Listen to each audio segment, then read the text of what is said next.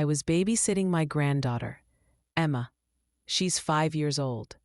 We were making sandwiches in the kitchen. She looked up at me and said, "Sarah makes them different." I stopped. "Who's Sarah, sweetheart?" She didn't hesitate. "Daddy's friend.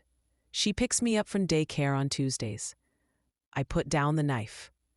My daughter worked Tuesdays, late shift at the hospital. Her husband picked Emma up. That's what they'd told her.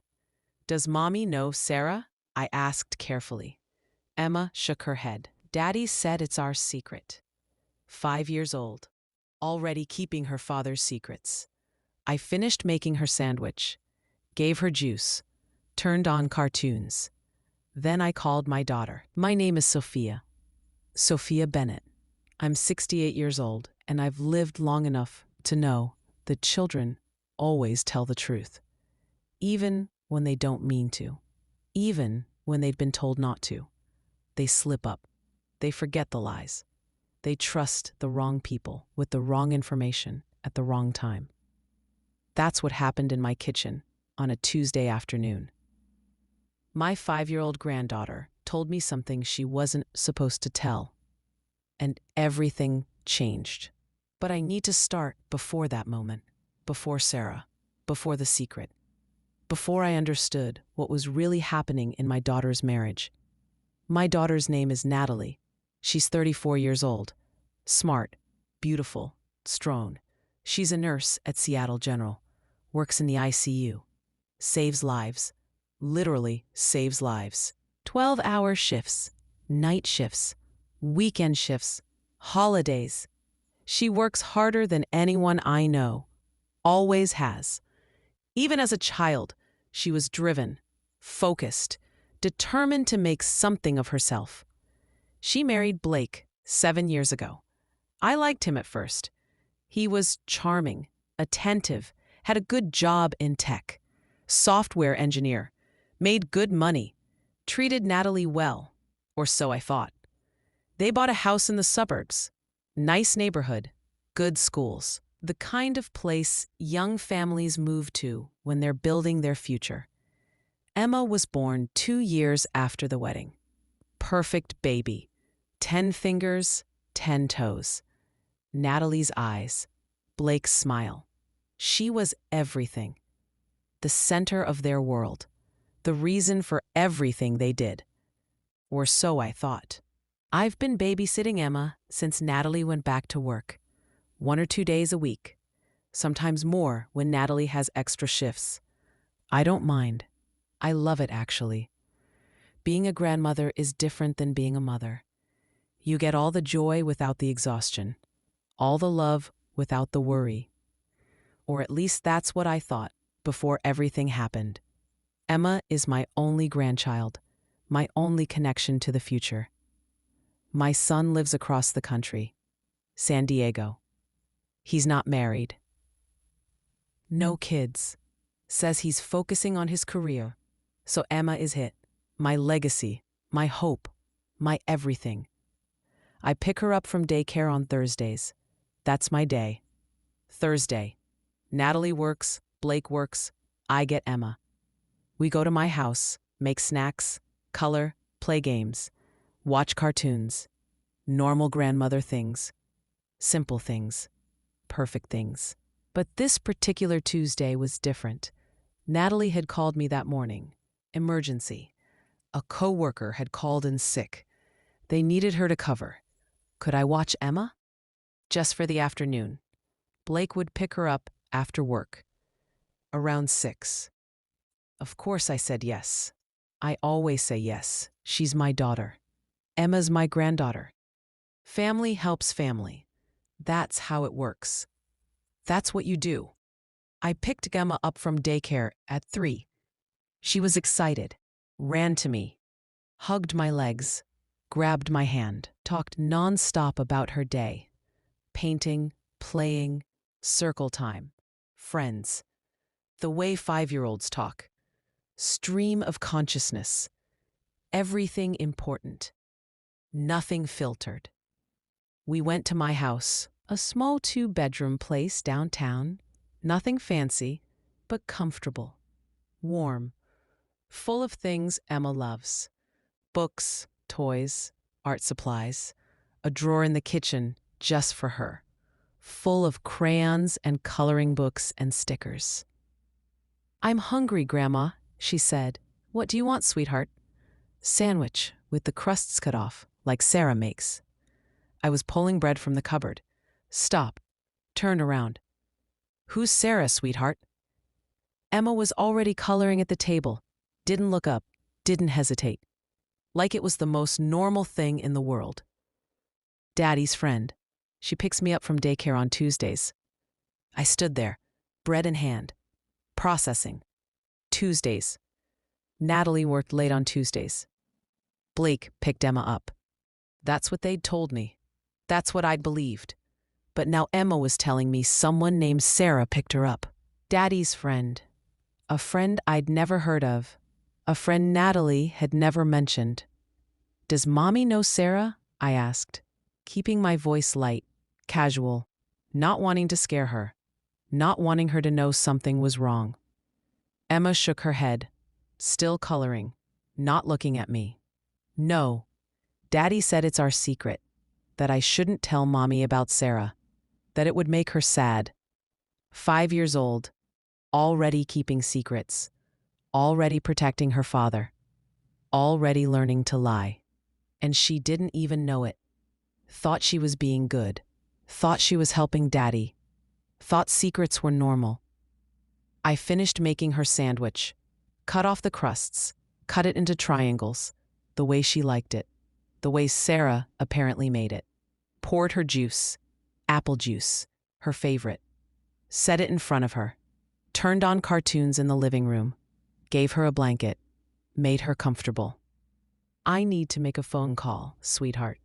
You watch your show. I'll be right in the kitchen." "Okay, Grandma."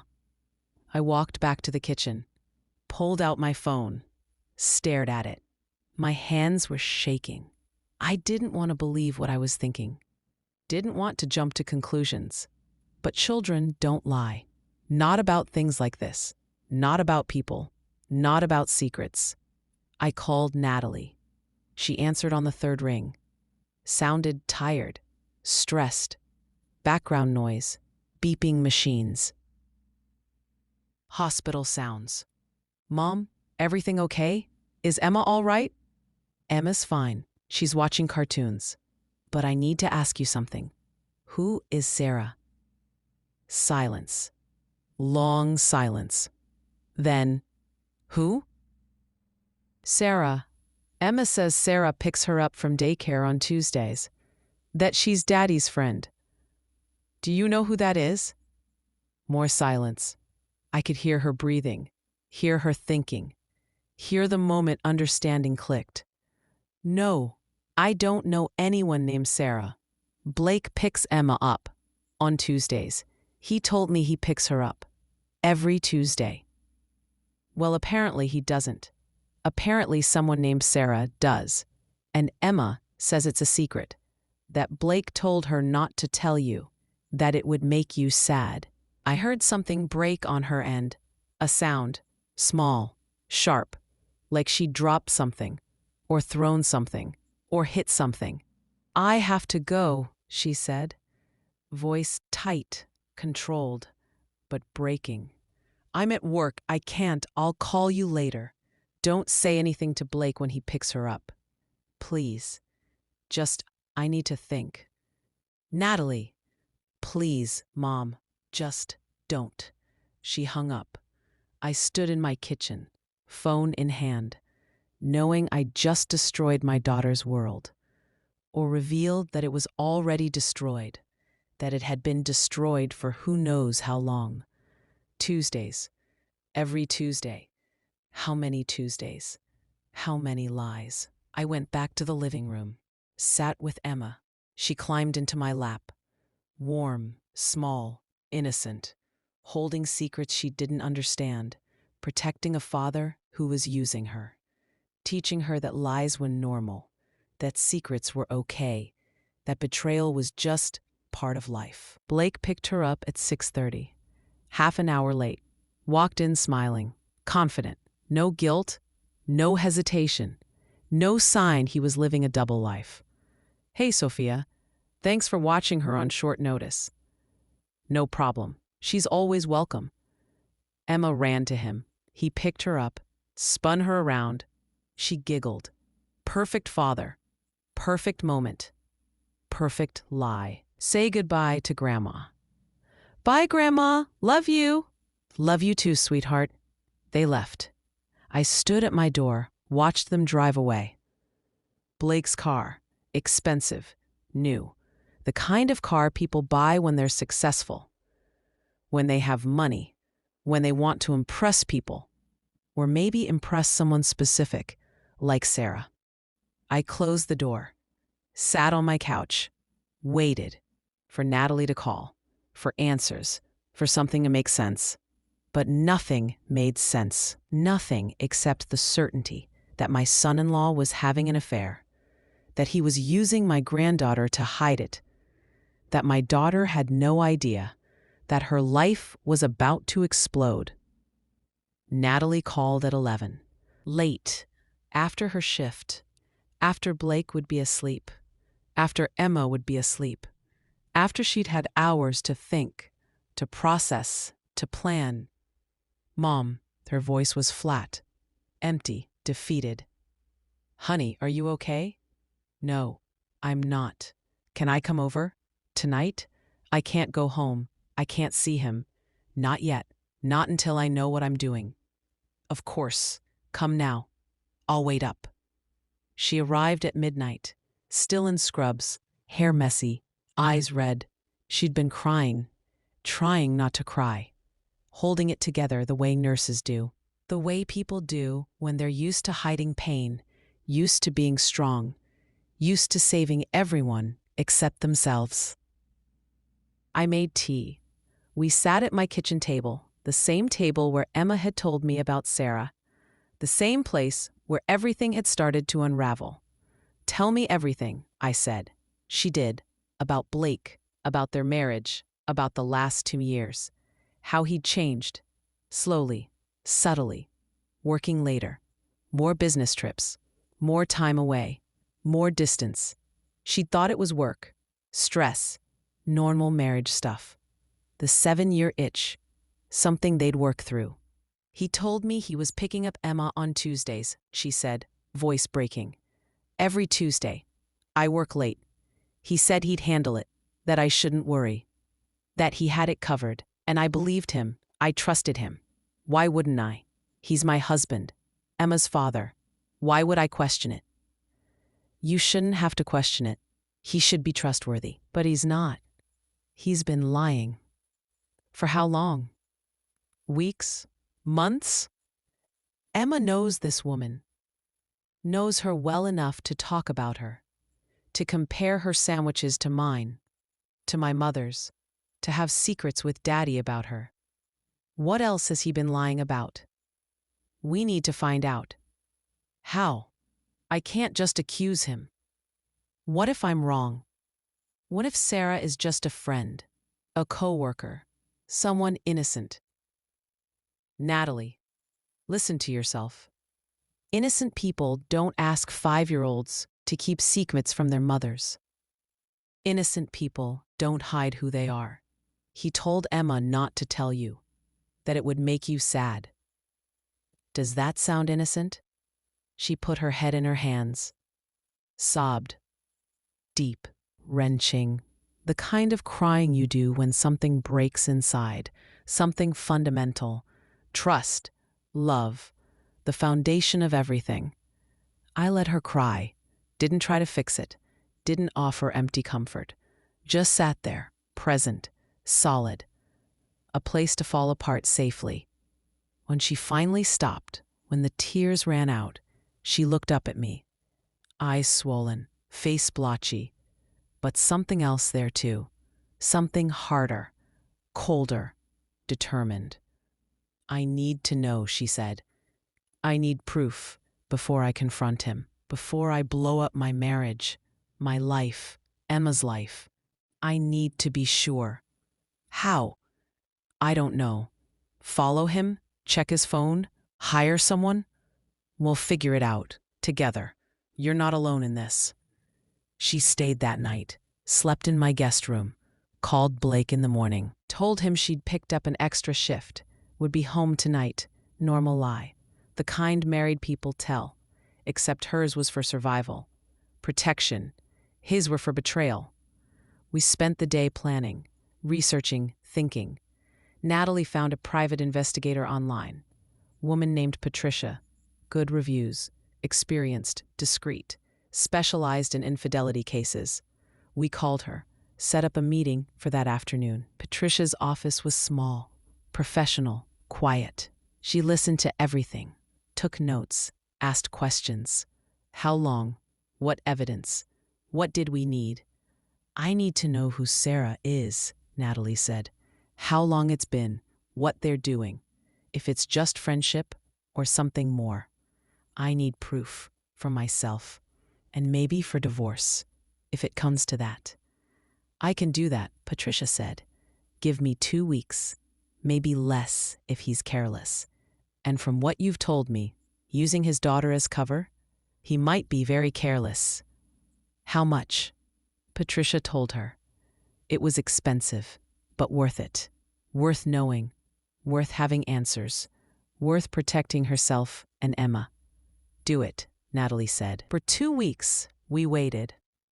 Natalie went to work, came home, acted normal, kissed Blake, made dinner, put Emma to bed, played the role of happy wife, while Patricia followed Blake, photographed him, documented him, found Sarah. Natalie called me every night, late, after Blake was asleep, crying sometimes, angry sometimes, scared always, wondering what she'd find, what she'd do with the information, how she'd survive whatever came next. I babysat Emma on Thursday, like always. Normal routine. Normal day. Except I looked at her differently now. Saw how she'd been weaponized, used, made complicit in her father's lies. She didn't know, couldn't know, but I knew, and it made me sick. Patricia called after 12 days. I have what you need. Can you come in? We went that afternoon. Natalie had taken time off work, said she had a doctor's appointment.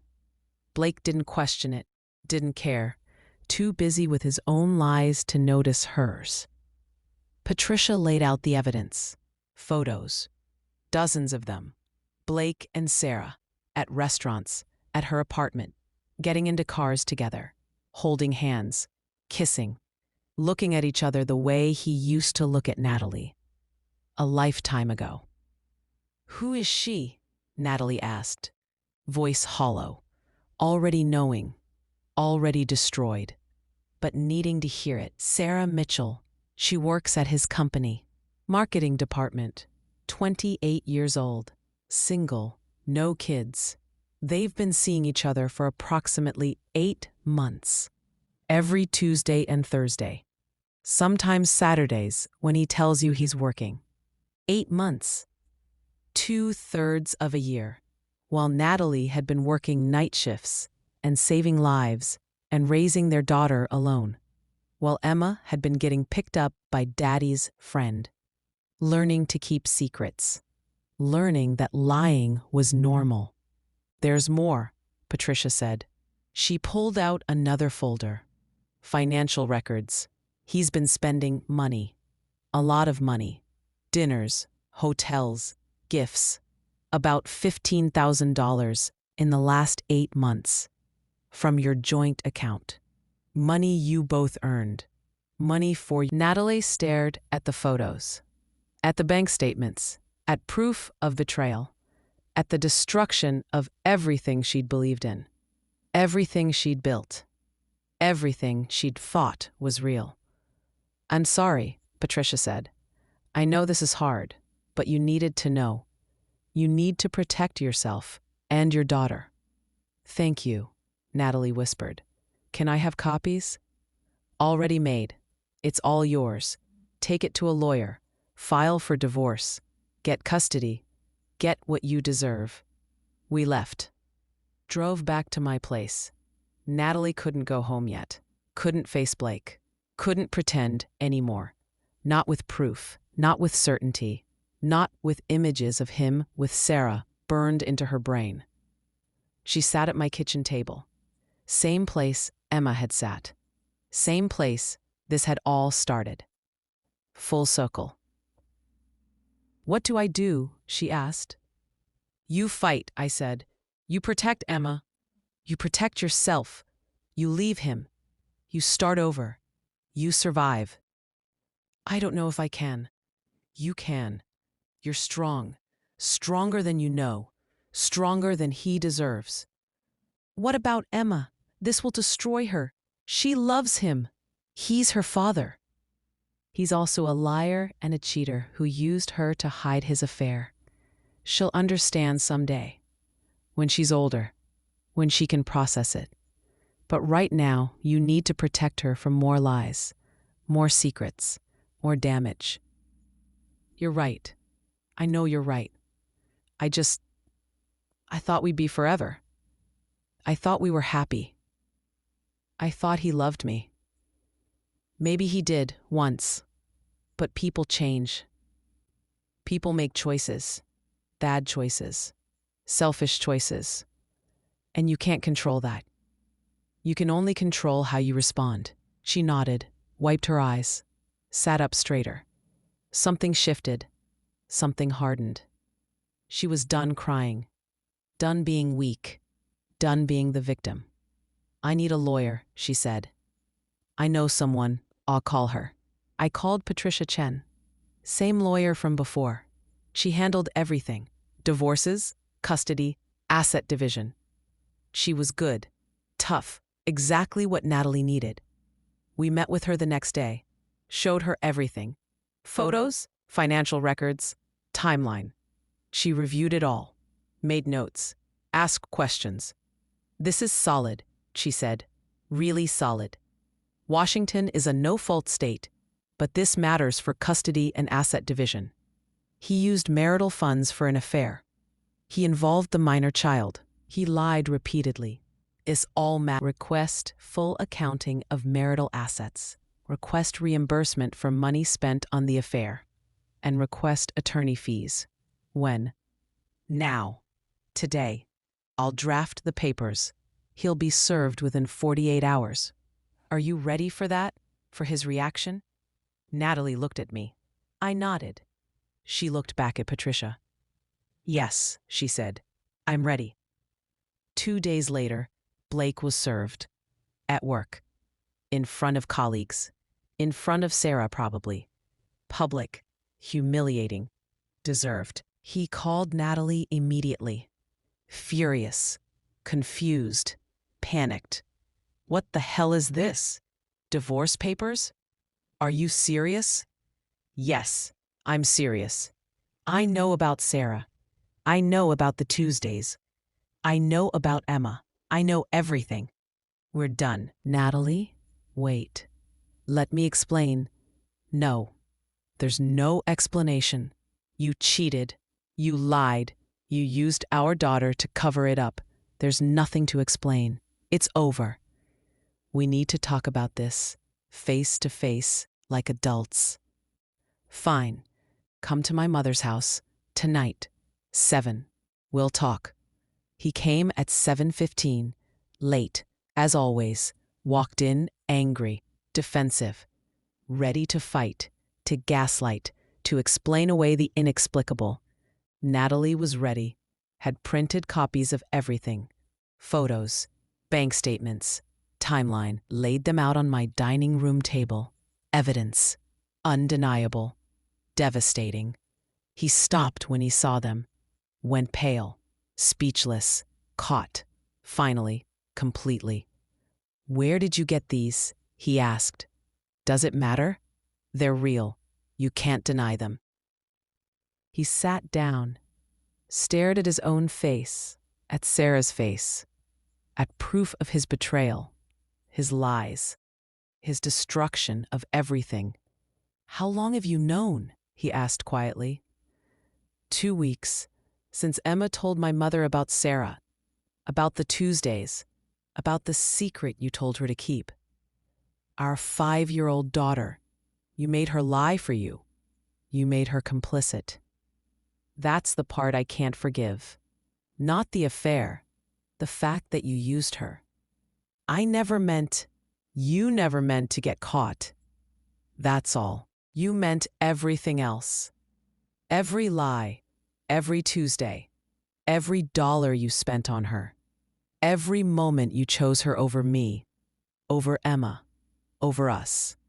He looked up, eyes wet. I'm sorry. I love you.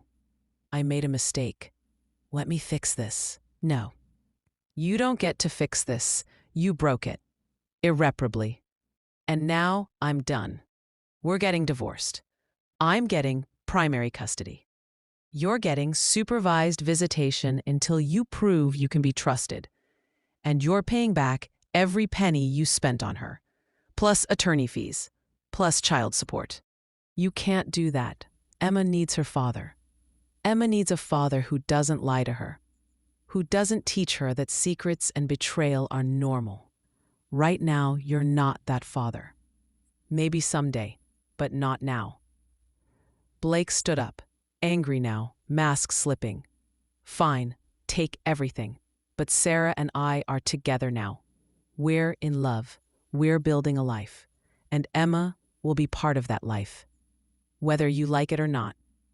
Emma will decide that when she's old enough to understand what you did, what you are. Until then, you'll see her every other weekend, supervised, and that's generous. He left, slammed the door, drove away angry. We sat in silence. Natalie, me. The evidence still spread across the table. Proof that everything she'd believed was a lie. I did it, she said quietly. I stood up to him. I didn't back down. You did. I'm proud of you. What happens now? Now you heal. You rebuild.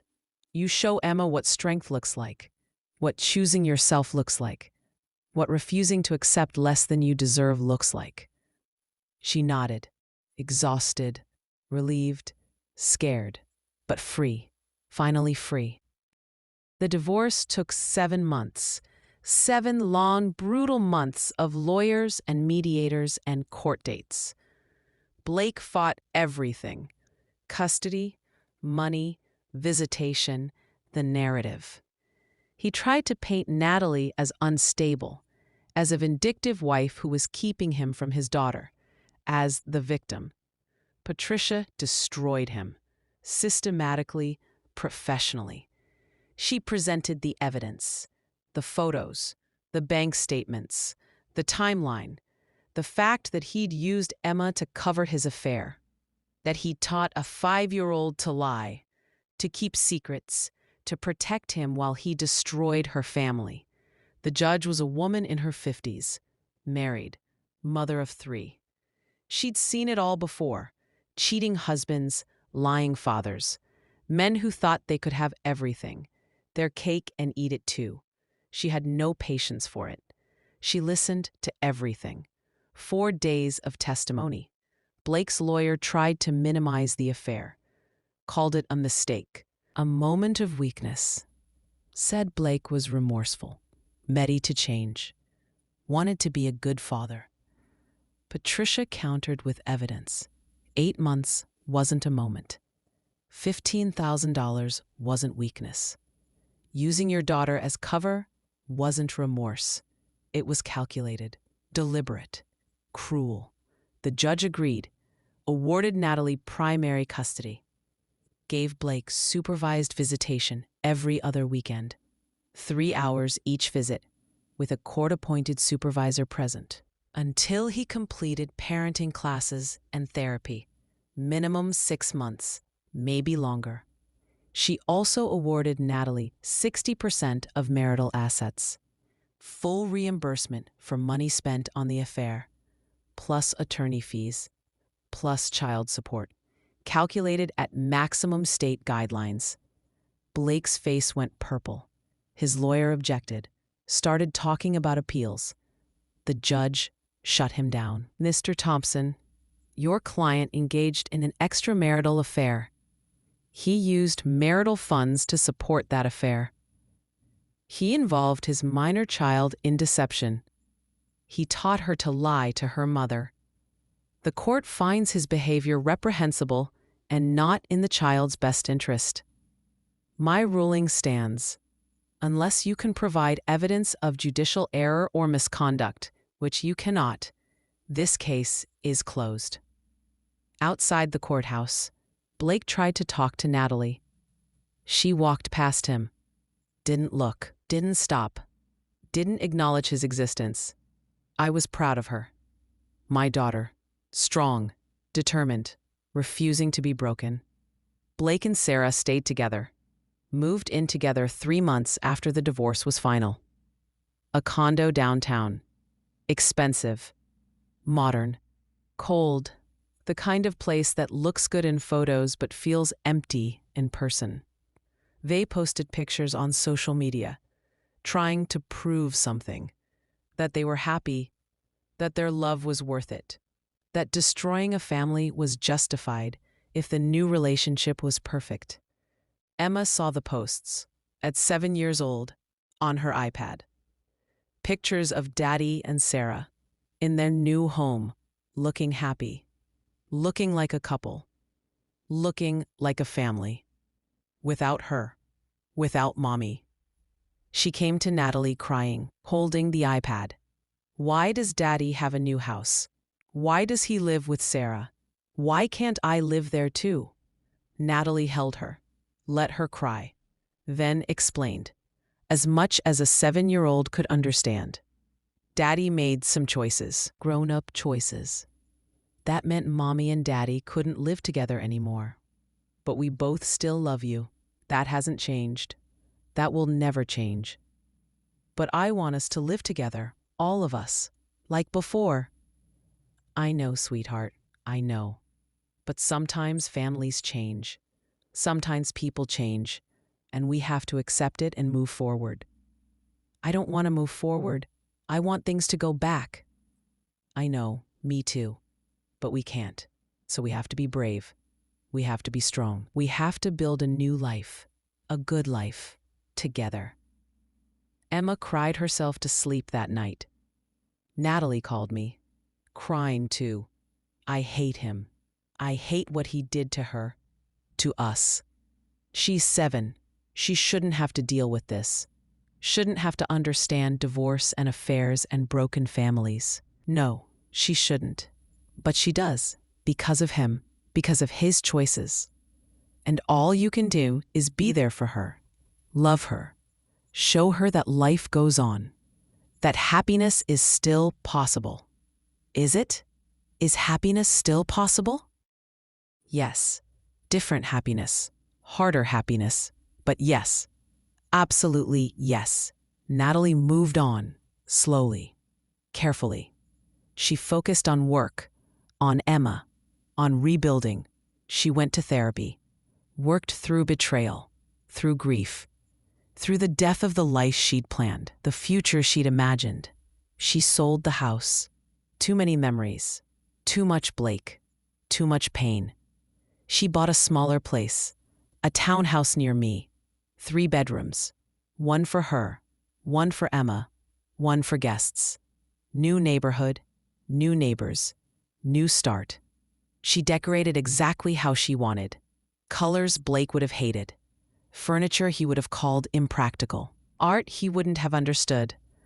Every choice hers, every decision hers. Her space, her rules, her life. Emma adjusted. Kids are resilient, more resilient than adults give them credit for. She saw Blake every other weekend. At first with a supervisor, then alone. After he completed his classes, his therapy, after the court deemed him safe. But something had changed between them. Emma was cautious now, guarded. She didn't run to him anymore, didn't climb into his lap, didn't tell him secrets, didn't trust him the way she used to.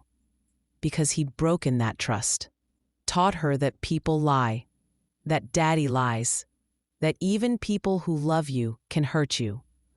Blake noticed, tried to fix it, brought gifts, took her to expensive places, Disneyland, the zoo, fancy restaurants, trying to buy back her affection, her trust, her love. But Emma wasn't impressed. She was polite, said thank you, went through the motions, but the light in her eyes when she looked at him was gone, replaced with something else: wariness, distance, protection. She doesn't love me anymore, Blake told Natalie one day. Drop off. Supervised exchange in a parking lot. Neutral territory. Safe space. She loves you, Natalie said, but she doesn't trust you. Trust has to be earned back. With time, with consistency, with honesty. Things you weren't good at. I'm trying. I'm doing everything the court asked. Classes, therapy, showing up. What more do you want? I don't want anything from you. This isn't about me. It's about Emma. She's the one who suffered. She's the one you betrayed. She's the one you need to make it right with. Not me. He didn't know how. Didn't understand. Because he'd never really understood Emma. Never really seen her as a person. Just as an extension of himself, a prop in his life. Someone to make him look good. The devoted father, the family man. The lie. Sarah tried to bond with Emma. At first, wanted to be the cool stepmom, the friend. Your daddy left because he made choices, adult choices. Sarah was part of those choices, but she wasn't the only reason. Your daddy chose to lie, chose to cheat, chose to leave. That's on him, not just her. I still don't like her. You don't have to, but you have to be polite, respectful, because she's part of your daddy's life now. And when you see daddy, you'll see her too. Can I just see you instead, on his weekends? My heart broke. Oh, sweetheart, I wish you could, but the court says you have to see daddy. It's important, even when it's hard, even when you don't want to. He's still your father. I wish he wasn't. 7 years old, wishing her father wasn't her father because of what he'd done, what he'd destroyed, what he'd taken from her. Time passed. Emma got older. 8, 9, 10. The visits with Blake continued. Every other weekend. Holiday splits. Summer weeks. Scheduled. Mandated. Enforced. But not enjoyed. Emma went because she had to, not because she wanted to. Blake and Sarah got married. Small ceremony. City Hall. Just the two of them. Posted photos online. Looking happy. Looking in love. Looking like they'd won. But Emma wasn't there. Wasn't invited. Wasn't part of their new beginning. Emma saw the photos. Didn't cry this time. Just looked at me. Did you know? No. Your mother probably did. Blake was supposed to tell her, for your sake, so you'd hear it from family, not see it online. I don't care. I hope they're happy. Maybe now they'll leave us alone. 10 years old, already so cynical, so guarded, so damaged by adult choices, adult failures, adult selfishness. Natalie started dating, 2 years after the divorce. A man named Justin. He was a doctor, worked at the same hospital, different department. They'd known each other for years, worked together, been friends, but nothing more. Until after the divorce. Until Natalie was ready. Justin was kind, patient, good with Emma. Didn't try too hard, didn't push, just existed comfortably in their space. Let Emma come to him, on her terms, in her time. Emma liked him, really liked him, because he was real, honest, present. Everything Blake wasn't. Everything Blake had pretended to be, but never was. Is Justin going to be my new daddy? Emma asked one night. Natalie was tucking her in. Bedtime routine. Safe time. Honest time. No, sweetheart, you already have a daddy. Justin is mommy's boyfriend. Someone who makes me happy. Someone who cares about us. But he's not replacing anyone. He's just adding to our family. I like him more than I like daddy. That's okay. You're allowed to feel that way. Your feelings are valid. Always. Does that make me a bad person? No, baby, it makes you honest. And honest is always good. Justin proposed to Natalie 3 years after they started dating. Emma was there. Part of the moment. Part of the question. Emma, Justin said, kneeling down to her level. I love your mom, and I love you. I want us to be a family. Would that be okay with you? Emma looked at Natalie, then back at Justin. Will you be my daddy? I'll be whatever you want me to be. Your friend, your stepdad. Emma was the flower girl. Wore a purple dress she picked out herself. Smiled the whole day. Real smiles. Happy smiles. The kind I hadn't seen in years. Blake wasn't invited. Wasn't told. Found out from Emma during a visit. You're not my family. You lost that right when you cheated. When you lied. When you chose Sarah over us. He had no response. Because she was right. He'd made his choices.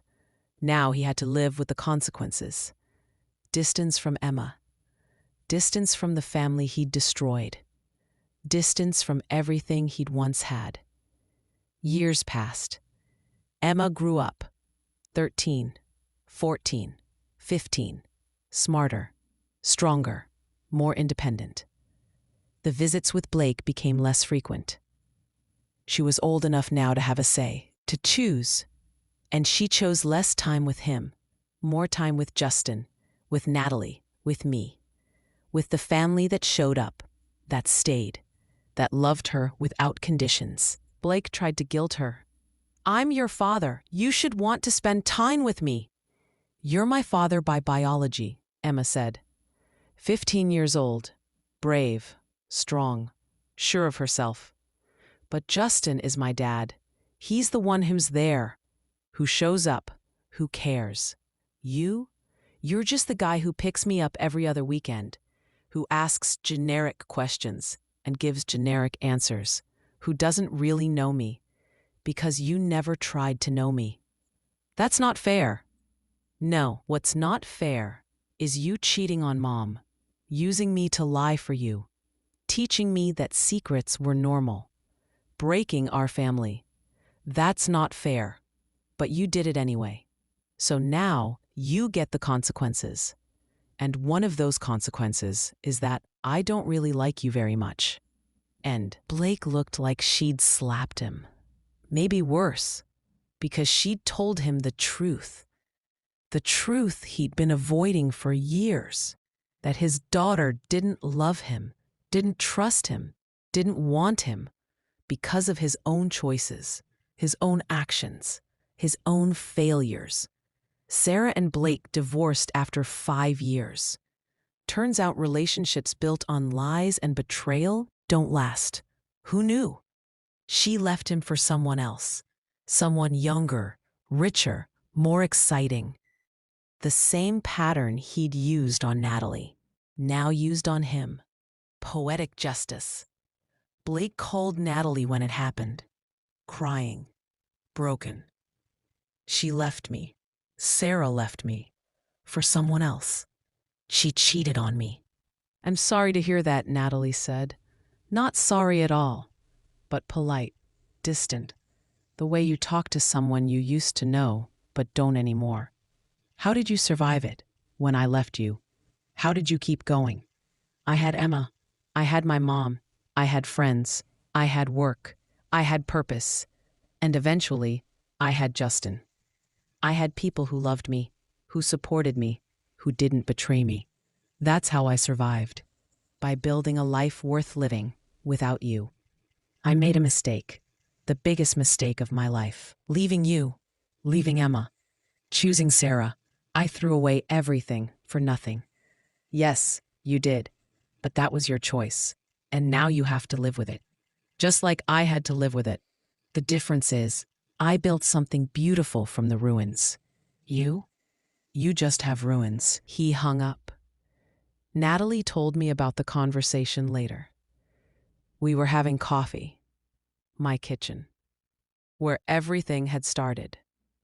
Where Emma had told me about Sarah. Where the truth had finally come out.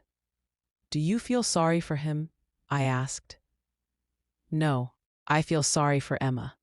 That her father is so broken, so selfish, so unable to see beyond himself. But Blake, no. He made his bed. He can lie in it, alone. Emma is 18 now, in college, studying to be a nurse like her mother. Smart, strong, compassionate. Everything Natalie is. Everything Blake never was. She sees Blake occasionally. Holidays sometimes. When she feels obligated. When she can tolerate it. But mostly, she doesn't. Mostly she lives her life without him. Justin adopted her last year. Emma's choice. Emma's request. He's been my dad for 8 years. I want it to be official. I want his name. I want to be his daughter legally, not just in my heart. Blake had to consent. Give up his parental rights. Sign the papers. He fought it at first. Said Emma was his daughter. Would always be his daughter. But Emma wrote him a letter. Told him the truth. That he'd lost the right to call himself her father years ago. That he'd given her up when he chose Sarah. When he chose himself. That she was just making official what had been true for a long time. He signed the papers. Had no choice. Emma was 18. Could make her own decisions. Could choose her own family. And she chose Justin. Chose Natalie. Chose me. Chose the people who'd shown up. Who'd stayed. Who'd loved her through everything. I'm 73 now. 5 years past that Tuesday afternoon when Emma told me about Sarah. 5 years past the moment everything changed. I look back on that day often. Wonder what would have happened if Emma had never mentioned Sarah. If she'd kept the secret better. If I'd never known. Would Blake still be married to Natalie? Would they still be pretending? Would the lie have continued indefinitely? Or would the truth have come out eventually? Some other way. Some other time. I don't know, can't know. But what I do know is this. Children always tell the truth. Even when they don't mean to. Even when they've been told not to. They slip up. They forget. They trust the wrong people at the wrong time. And sometimes, that truth destroys everything. But sometimes, it also saves everything. Saves people from living lies. From wasting years on people who don't deserve them. From staying in situations that slowly kill them. Natalie is happy now. Really happy. With Justin, with Emma, with her life. She works, laughs, plans futures, does all the things she couldn't do when she was married to Blake, when she was living a lie, when she was being betrayed daily. Emma is thriving, beautiful, smart, kind, with friends and goals and dreams. She's everything Blake and Sarah's choices could have destroyed. But didn't, because she had Natalie, had Justin, had me, had people who protected her, loved her, showed her that betrayal doesn't define you, doesn't break you, doesn't win. I see Blake occasionally, around town, at Emma's events when he shows up, which is rare. He looks older, tired, alone, living in a small apartment, working a job he hates. No Sarah, no Emma, no family, just consequences. Part of me feels sorry for him, the grandmother part, the part that remembers when he was young and hopeful and seemed good enough for my daughter. But mostly, I feel nothing. He's a stranger, someone who used to matter, who used to be family, but isn't anymore, because he chose not to be. That Tuesday afternoon in my kitchen changed everything. One sentence from a 5-year-old. Sarah makes them different. 5 words that destroyed a marriage. Revealed a lie. Started a divorce. Changed lives forever. Was it worth it? The pain, the struggle, the tears, the years of rebuilding. Yes, absolutely yes. Because the truth is always worth it. Even when it hurts, even when it destroys, even when it changes everything. Because living a lie is worse. Slowly, quietly, it kills you. Makes you small. Makes you doubt yourself. Makes you accept less than you deserve. And Natalie deserved more. Emma deserved more. I deserved to know the truth about the man my daughter had married. So yes, that Tuesday afternoon, that sandwich, that innocent comment from a child, it was terrible and devastating and world-ending. But it was also necessary. Important. The beginning of something better. Something real. Something true. And now 5 years later, we're all better for it. Stronger. Happier. Free. Living lives we chose. Lives we built. Lives without lies. Without secrets. Without betrayal. That's worth everything. Worth the pain. Worth the struggle. Worth the truth that destroyed everything so we could rebuild something better. Children always tell the truth, even when they don't mean to. And sometimes, that's exactly what we need to hear. What would you do if this happened to you? Tell me in the comments. I always read them. And don't forget to like and subscribe for more true life stories like mine.